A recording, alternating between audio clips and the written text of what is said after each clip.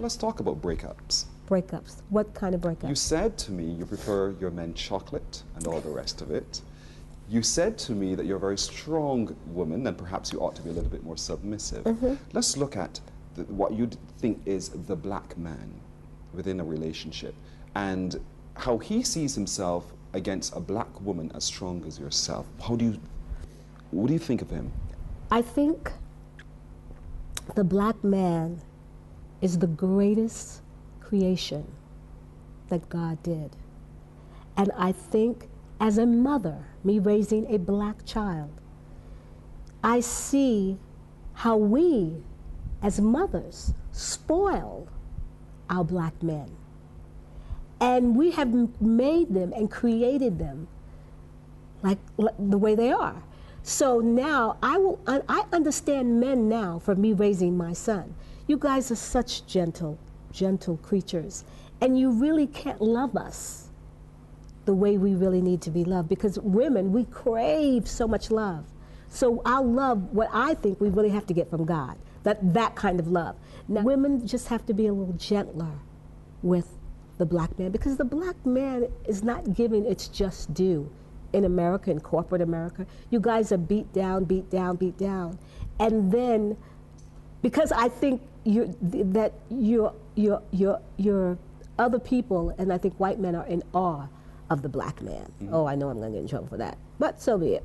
But I just think they're beautiful. I think black men are just beautiful. I think all men are beautiful. Right. Don't get me wrong. I'm not a racist. I'm not.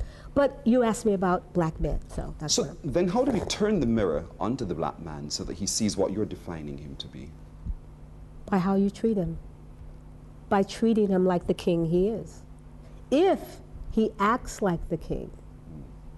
You can't treat a king like a king if he's acting like a pauper. That's powerful. And you can't treat a queen like a queen if she's not. You know what I'm saying? It's a give and take of respect and dignity, and just really respecting and listening to what someone is saying as opposed to what you want to hear. That comes with a measure of responsibility, personal responsibility for your own actions, your own interpretations. Absolutely. Absolutely. We have to be responsible for our own. I can't come, okay, say like you met and you wanted to take me out. I can't come to you and look for you to make me happy. I already have to bring my happiness into your life. I can't say, oh, if I marry you, you're going to make me happy. No, that's where a lot of women go wrong. So then, back to your 3 failed marriages, if you don't mind my saying so. How do you let go? Because it was very easy for me to let go. You know why? Because I was independent. And I really didn't need them. I could survive on my own. And I was young. The first time I got married, I was 23. And I was very young and in the midst of my career. And the second time... Is that to Jeffrey Daniel? Yes, yeah. I just saw Jeffrey too. We had a wonderful time in Los Angeles, yeah. So that was the first. Yes. The second time around? I had known a guy for 9 years, and then we just got married. We flew to Vegas and got married now, you know. But I was never submissive. I was never, I know I went into my marriage thinking, well, if it doesn't work out, you know, fine. That's how I was. And that wasn't the right thing to be. Having girlfriends, you hear all the time that ladies find it a little bit difficult because they can't trust each other. We just had this conversation, guys. Tell me about that. Girlfriends. Okay, if you're a real woman, you can have a woman friend. If you're a true woman, you can have a woman and you can have a girlfriend. What's a true woman? A true woman is very confident, has accepted all her flaws, all her glory, knows who she is, knows what her strength is, and knows that no one can compete with her or take away from her. That's confidence. That's confidence. But she finds herself in the company of some others who challenge that confidence. How does she handle it? Like a woman. What's that, walk away? Stay quiet? Quarrel? Fight? Politely put them in their place. Intelligently. womanly put them in their place. Because sometimes when somebody comes back at you, or come at you in a bad way, you can really ease it by saying, "Are you having a bad day? Mm-hmm. You know, did something go wrong? You know, I'm your friend, you know, tell me." I think you can handle it that way, a real woman.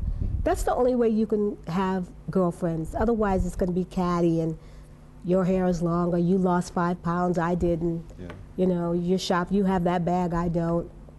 Are there any causes you support at the moment? I support battered children, homelessness. I support a lot of things that I don't make public. I support Actors Funds, AIDS Foundation.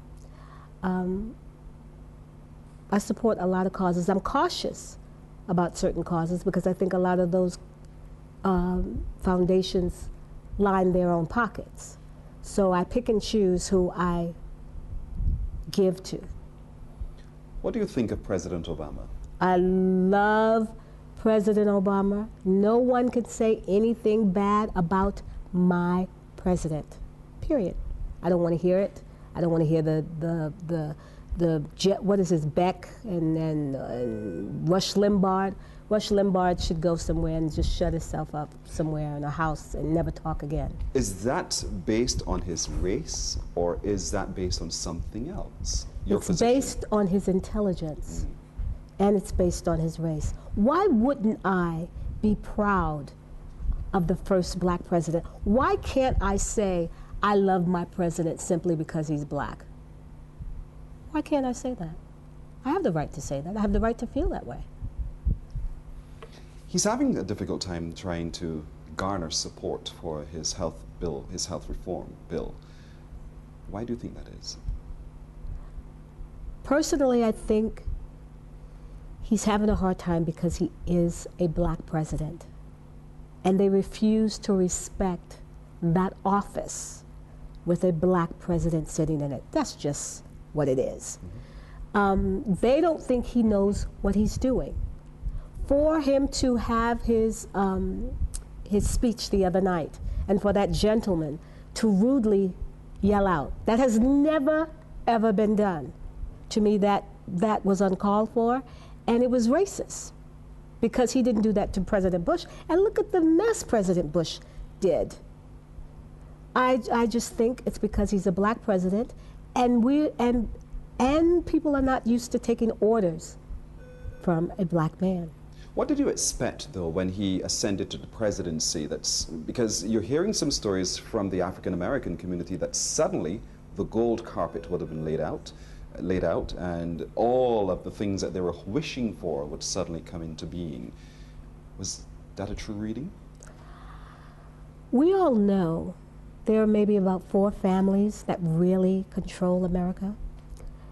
President Obama is sitting in his office, but he has to take meetings with different people, and he's doing the absolutely best he can under the circumstances that he's dealt with. He was dealt a very, very bad hand, and I think he's doing an excellent, excellent job. So I think we should stop complaining and stop worrying about whether he's a citizen or not, or stop worrying about whether he's black enough, and just support. At this stage of your life, Stephanie, you've seen a lot. You've been hither, thither, and yon, and back. What do you know for sure now? I know for sure that I'm loved. And I know for sure that I love my baby and my family and my friends. And I know for sure that I'm okay. Stephanie, thank you. You're welcome. Stephanie Mills, our pleasure to sit with her today to know more about her. Again, making us feel good all over.